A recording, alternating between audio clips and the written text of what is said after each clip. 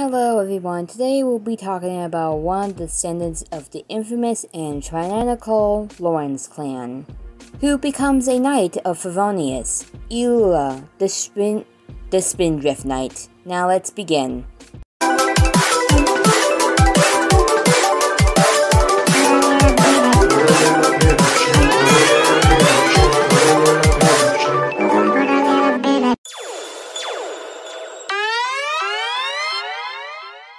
Eula Lawrence is a playable cryo character in Genshin Impact. It is a descendant of the infamous and tyrannical Lawrence clan and niece to Jubert. Eula is the captain of the reconnaissance company with the Knights of Favonius. Her name is Eula Lawrence. Eula is a female character in Genshin Impact. Her birthday is October 25th. And her constellation is the Avros Delos. Her nation is Mondstadt. Eula has two affiliations, one with the Knights of Favonius and the Lawrence clan. Her special dish is the Stormcrest Pie and the variation of the Moon Pie. Eula became a playable character on May 18th, 2021. Eula's four infamous voice actors who provide her voice for the four localizations of languages for Genshin Impact are Susie Young in English, Xian in Chinese, Rina Sato in Japanese, and Kim Hyeon-ji in Korean. Eula goes by three titles in Genshin Impact, those being Dance of the Shimmering Wave, Spindrift Knight, and Captain of the Knights of Favonius Reconnaissance Company. Eula is an elegant woman with pale skin and purple-yellow eyes. She has light blue hair that is longer on the side of her face and bangs reaching to her eyebrows. Above her bangs, Eula wears a black headband and a hairpin to her left. She wears a blue cape with her cryo vision pinned on it that glows when she uses her cryo abilities. Her outfit, Wave Crest Waltz, is described as consummate elegance that shines through her neat and smart knight's form. It consists of a black leotard, which has a silver symbol of her clan at the sides of the bottom and a black cutout, with the center translucent and the upper body and the sleeves, which ruffles out into blue, colored with white, which have the sides of the shoulders cut out, held by a belt strapped below her breasts. Additionally, she wears a blue tie and a pair of black gloves, which are covered in blue on the inside and blue stockings with black, highlighted with silver, thigh-high boots, which have an additional strap, silver heels with spurs and blue soils. Eula is a descendant of Mondstadt's old aristocracy, being from the now overthrown Lawrence clans infamous from their tyrannical rule over Mondstadt.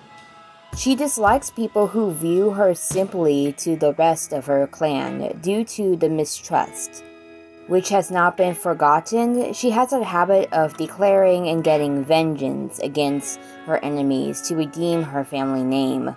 Eula is one of the few Lawrence clan nobles who realized that their actions against the people of Mondstadt were unjustified. Rather than the other way around, as a young child, she was forced by her family to learn noble etiquette as part of her educational regime that was so harsh that it is considered borderline abusive. Although Eula considers most of her clan's customs despicable, she personally enjoys the traditional dance of a sacrifice and incorporates it into her style of Favonius blade work. She has a sustained relationship with her family, who denounces her as a traitor for leaving the clan.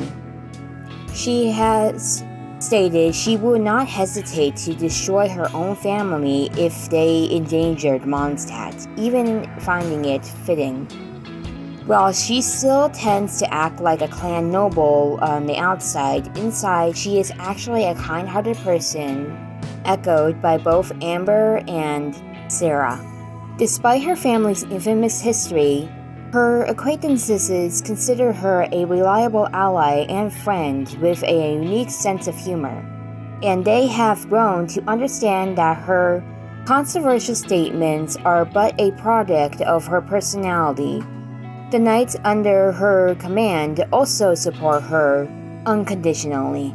She is good friends with Young Fei, after saving her from the Abyss Order, whose comrades her sympathy to in the way that they are both not bound by conversation or solve problems their own ways. Possibly to do part of her cryovision, Eula loves to enjoy cold and cool, such as ice-cold drinks, which drinks all year round. Sometimes which is considered a rare for a Mondstadter. Favonius Bladework Ethel is Eula's normal attack. The normal attack can perform up to 5 constructed strikes, while the charge attack drains stamina over time to perform continuous slashes. At the end of the sequence, perform a more powerful slash. And the plummeting attack plunges from mid-air to strike the ground, damaging opponents along the path, with dealing AoE damage upon impact. Ice-type Vortex is Eula's elemental skill. Sharp Frost Swift Blade using Press slashes swiftly, dealing cryo damage. When it hits an opponent, Eula gains a stack of Grimheart that stacks up 2 times. These stats can only be gained once every 1.3 seconds. Grimheart increases Eula's resistance to interruption and DEF. Using Hold, Eula is wielding her sword. Eula consumes all the stacks of Grimheart and lashes forward, dealing AoE cryo damage to opponents in her front. If Grimheart stacks are consumed, surrounding opponents will have a physical resist to cryo resist decreased. Each consumed stack of Grimheart will convert into the Ice Whirl brand that deals cryo damage to nearby opponents. Glacial Illumination is Eula's elemental burst. It brandishes her great sword, dealing great cryo damage to nearby opponents and creating a light fall sword that follows her around for a duration of up to 7 seconds. While present, the light fall sword increases Eula's resistance to interruption. When Eula's own normal attack, elemental skill, and elemental burst deal damage to opponents, they will charge the light fall sword, which can drain the energy stacked once every 1.1 seconds. Once its duration ends, the fallout sword will descend and explode violently, dealing physical damage to nearby opponents. The damage scales on the number of energy stacks to the Lightfall sword. As acclimated, if Eula leaves the field, the Lightfall sword will immediately explode. Rolling Rhyme is Eula's first Ascension passive skill. If 2 stacks of Grimheart are consumed upon unleashing the holding mode of Ice-Tide Vortex, a shattered Lightfall sword will be created that will explode immediately, dealing 50% of the basic physical damage dealt by the Lightfall swords created by Glacial Illumination. Wellspring of Warlust is Eula's 4th Ascension pass skill. When Glacial Heart Illumination is cast, the CD of Ice-Tide Vortex is reset and Eula gains 1 stack of Grimheart. Aristocratic Introspection is Eula's utility passive skill. When Eula crafts character talent materials, she has a 10% chance to receive double the product. Eula's role within the Knights of Favonius is captain of the Reconnaissance Company. The nature of her work means that she'll rarely set foot into the city. She spends most of her time out in the wild, leading her team of scouts as they hunt down Abyss Order operatives and the other monsters. Known as the Spindrift Knight, Eula wields her blade with consummate skill. But perhaps more importantly, she is well versed in strategy and possesses great courage and excellent intuition. Grandmaster Varka had nothing but the highest praise for her, even declaring once that she was the Dandelion Knight's equal of the battlefield. On the face of it, to have two such outstanding knights attending to the defense of Mondstadt is a single generation should be a cause for nothing but celebration. But dig a little deeper and there is an infernal moat between both Jean and Eula. For Eula is a descendant of one of the once historic Lawrence clan. The blood that flows through her veins once flowed through those of Mondstadt's oppressors during one of the darkest periods of the city's history. Consequently, Eula has been viewed with the contempt by the citizens of Mondstadt since birth. The Lawrence name stands for a legacy of depravity and deceit that strains Mondstadt's past and scars the minds of the citizens even this day. So whenever Eula appears, old wounds resurface. People despise the aristocracy, and this does no favors for her reputation. However, Eula is strong-willed, and despite of everything, she joined the Knights of Favonius and rose to the rank of captain. People in the city voiced their reservations. She would respond hand-on, claiming that her courage of action was out of the desire for vengeance. The matter-of-fact confusion would alarm them all the more, and that has convinced everyone that she joined the Knights of Favonius only to serve as a mole for the former aristocracy. One person who sees things differently is acting Grandmaster Jean. In fact, she speaks rather fondly of Eula. The rumors are all groundless. The Spindrift Knight is simply misunderstood, that's all. On one hand is a descendant of the disgraced Lawrence clan, the Senecon of a corruption aristocracy. On the other hand is one of the top 2 swords fighters in Mondstadt. In other words, Eula is equal parts talented blood and superior swordsmanship. There is no knowing when she might strike, nor what she might take from you.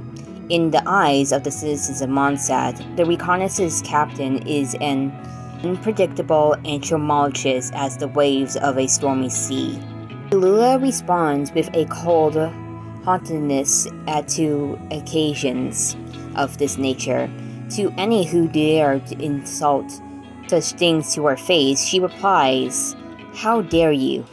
I shall remember this." She is consumed by the desire to avenge herself. But this is often on the move far away from the city. Sometimes upon her return to Mondstadt, she will brandish her great sword and march straight to the Knights of Favonius headquarters. On one occasion, 2 fresh recruits standing guard on the first day on patrol watched the scene play out before their eyes. Alarmed and unsure how to respond, they ultimately did not desire to intervene. Instead, they simply watched it on helplessly while Eula made the beeline of Master Jean's office. Much to their surprise, however, hours passed and no sound of a struggle was heard within. Still worried, the guards resisted to their concerns to Cavalry Captain Kaya and Librarian Lisa as they were passing by. "The Wisconsin's captain is back again. When you saw her, was it when she was marching towards Jean's office and with a sword in hand? Looking like she wanted to kill somebody. Goodness, I must hear straight away. How can they have a tea break without me?" Lisa hurried to Jean's office the moment she finished speaking. Meanwhile, Kaya took the 2 guards aside and explained to them was trying to suppress a fit of the giggles. Well, you know that the acting grandmaster is a good judge of character, don't you, E? The Knights of Avonius are intended in the person's ability, not their family history. That's why she gives up her time to spare with the reconnaissance captain. In doing so, she can provide the diligence of the knights while also providing a way on settling all the grievances. Quite brilliant, don't you think? Oh, so that's how it is. So, tea break is a code for sparring? This kind of things occurs almost on a monthly basis, but if they're engaged in some sort of strange sparring ritual in there for the sake of setting all the grievances and honoring their fighting skills, how come they don't make a ton of noise? In truth, Eula is nothing like the fearsome predator many imagine her to be. On the contrary, consistently being met with prejudice at every turn means she is often the victim. At one time, shops would refuse to sell their goods, restaurants would not care to attention into her orders, and the citizens on her patrol route would refuse to cooperate with her, so Eula's work is fraught with difficulties. When conflict subsides, Eula fights back with a strangely worded threat to indicate that she will remember this grievance and make the offering parties pay for it one day. It seems to work like a magic spell because as soon as these words are uttered, the conflict ceases, ultimately without ever having to escalate to the level of an out-loud confrontation. Funnily enough, although people always have their guard up around Eula, she is a law-abiding citizen and has never harmed another Mondstader in her life. She may come across as having a somewhat frosty demeanor, but she is entirely scrupulous in her speech and construct. No one can ever find fault with her actions as the people gradually get to know her. Their monder fear of her will despite they will also start to realize her dreads of vengeance are nothing more than a figure of speech that simply serves as a verbal warning in the moment.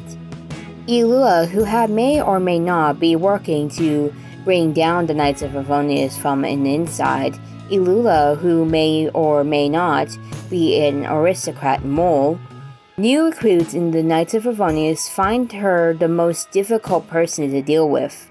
Well, when Jean sends a new recruit to track down Eula in the wilds and deliver a new set of verbal orders, they always receive the same response.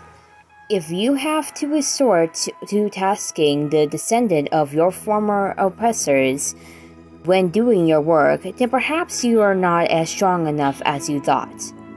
I thought. But despite the criticism in her words, she will complete her newly assigned task to perfection.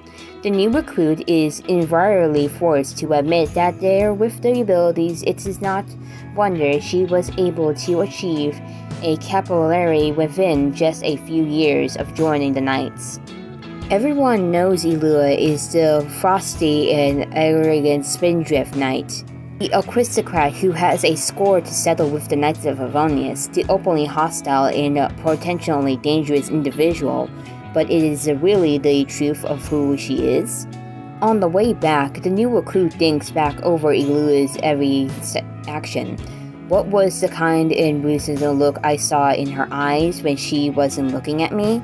She seems like to take the job seriously, so surely can be relied on after all. Mondstadt is the city of freedom and happiness where even the descendants of a disgraced former ruling class can find their true friends.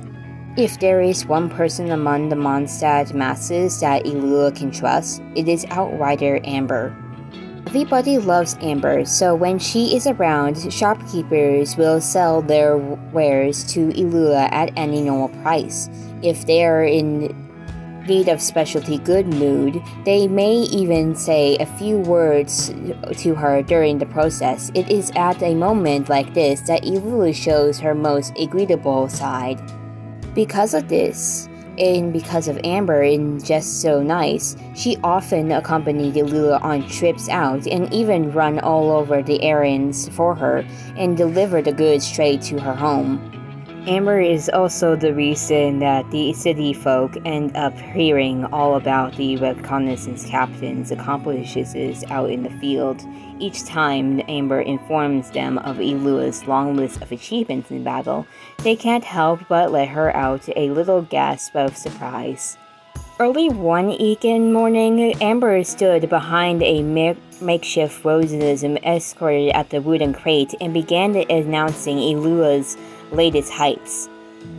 Recently, the Knights of the Favonius Reconnaissance Captain saved the life of a woman at the Dermont port.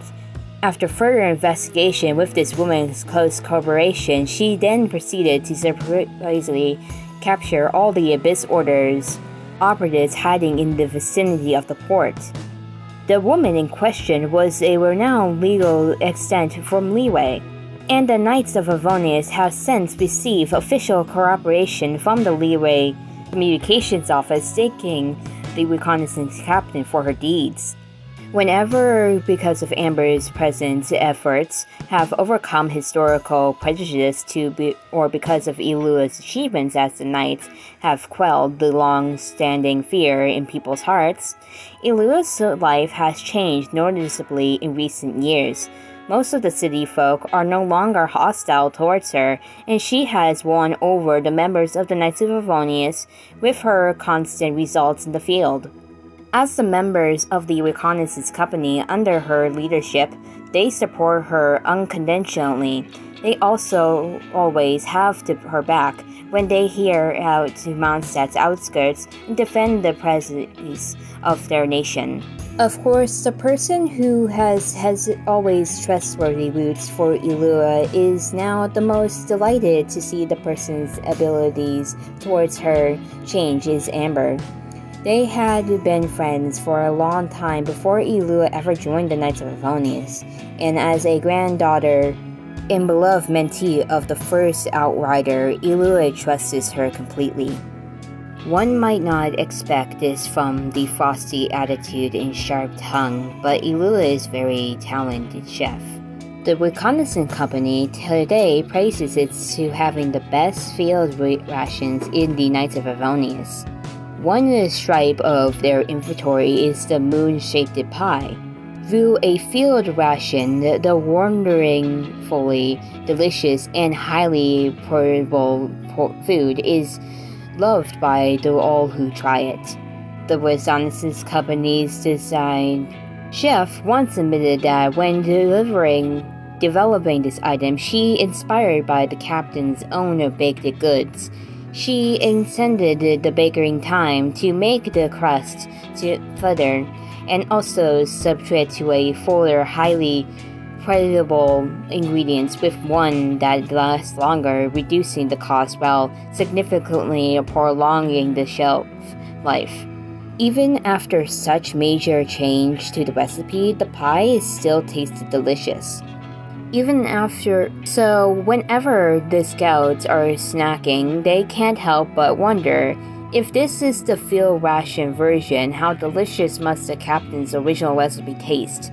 The answer to the question is buried deep within the pages of a dusty old book in the library. The Lawrence clan may have been overthrown a long time ago, but they have never given up hope of one day rising again and reclaiming their place as the ruling class.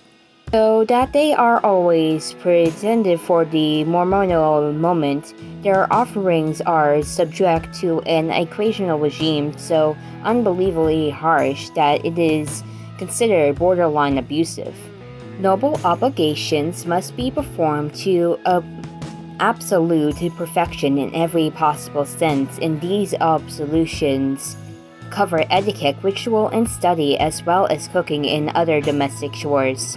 In the eyes of the Lawrence clan, post-liberation, the Mondstadt lacks etiquette and taste. When the day comes for our clan to seize power once more, there shall be none who has qualified to our servants. We must be considerate, We must never snoop to the level of all commoners and set foot in the equanimity of vulgarity. The Lawrence clan's colony arts teacher of practically strict. If your dough was missing a half a spoonful of flour, or if your condiment was a few grains of salt short, or if you were 2 seconds late removing something from the oven, you were likely to be both scolded and disciplined. As far as Eula is concerned, the results who say reserved by the aristocrats is just another worthless coincidence of people dramatically following outdated rules. For this reason, the only kind of person who Eula will permit to try her own home baking is someone who she respects.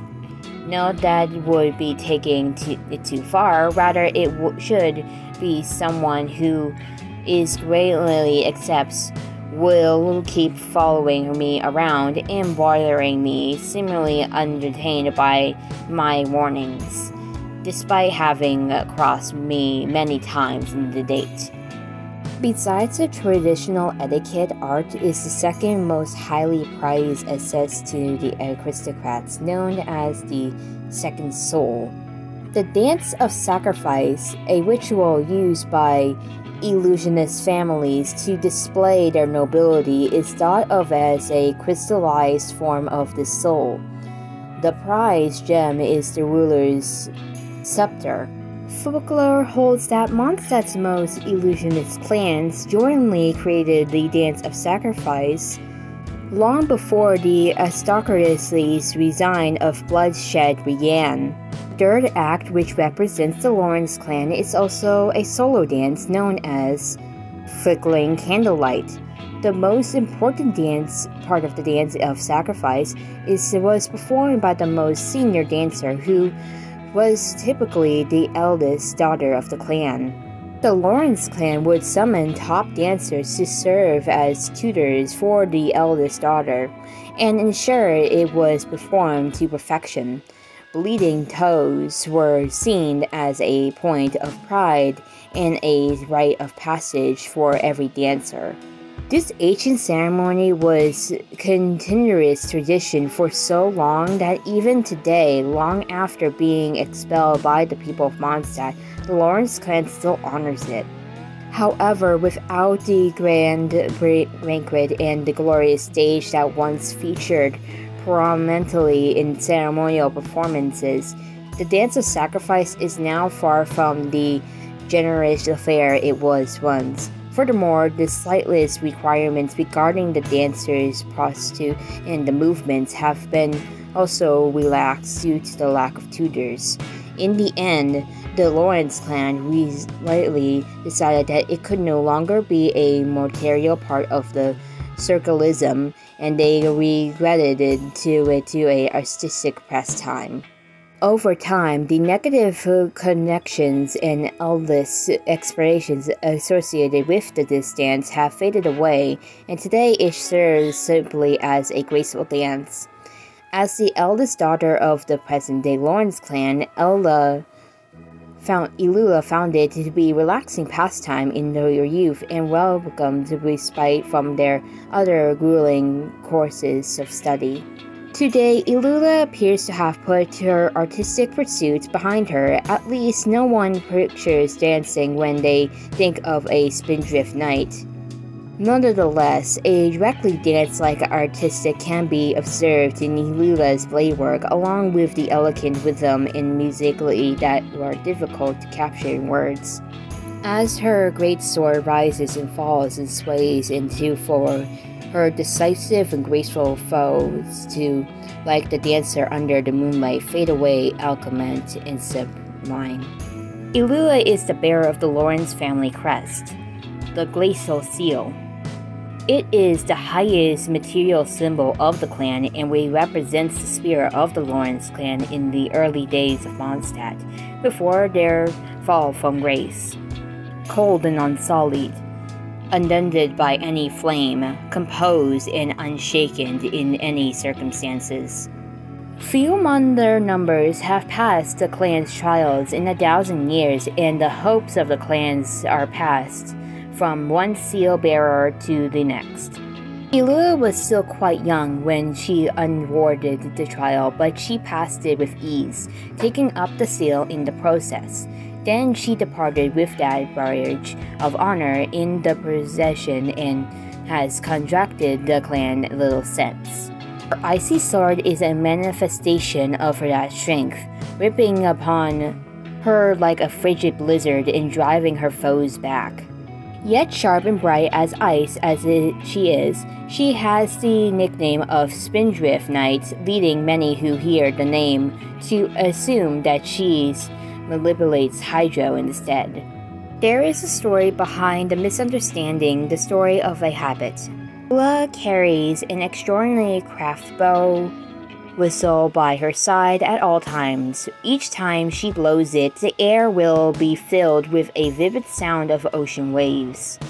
The area of her company is a change of borders to the sea, and to them the sound of waves is an excellent tool for disturbing an enemy's judgment, or for drifting less intelligent monsters into believing that a great wave is upon them, causing them to treacherously flee.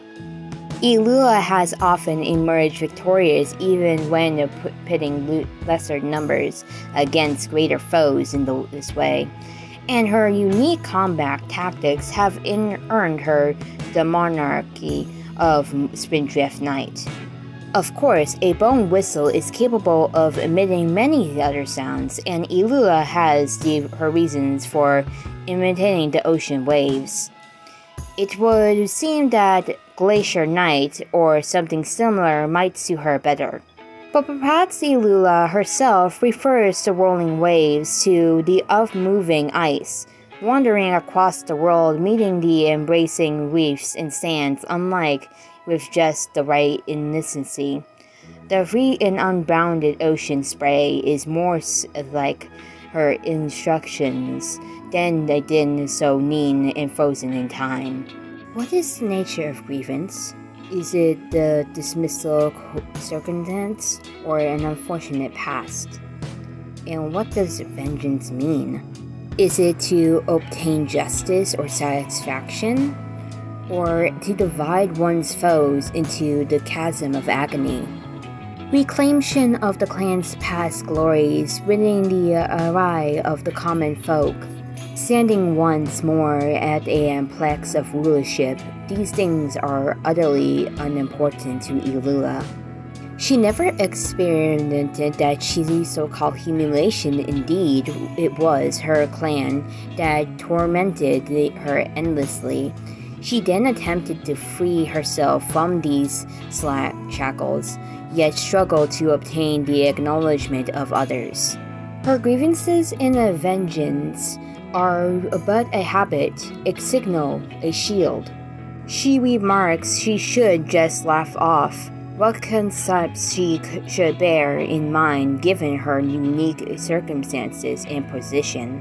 However, she should fight to settle the rightly issue for her bloodline once and for all. It was with such doubts and more that Eula can under the tutelage of a long-forgotten old outlander.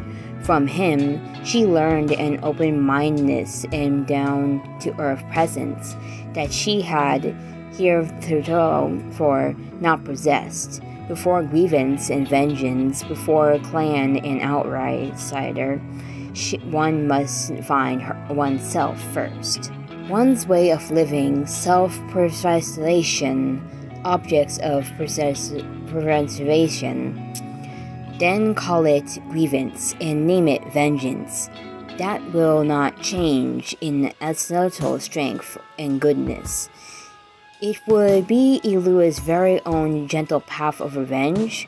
When she did at last find it, there it appeared before her vision. Eula is a female English name, and the short form Eulalia, which is derived from the ancient Greek Eulos, Sweetly speaking, well-spoken. Her constellation, Aphros has the following meanings. Aphros, whose name means sea foam, was a Centaurian sea god, and Delos in ancient Greek form, Proto-Indo-European, drew heaven, sky to shine. Interestingly, Delos is also the name of a Greek island that had a large slave market in the Roman era.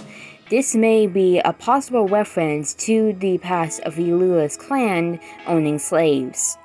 Fact 1. Eula is currently the only character in the game to have an English constellation name based on Greek instead of Latin. Fact 2. She is also currently the only character in the game to have a 4-star special dish. Fact 3. Eula's first appearance on Chovat Food Notes was the first time its featured dishes, chilled tomato and aspic jelly egg roll and berry and mint punch, were not obtainable in-game at the time the post was written.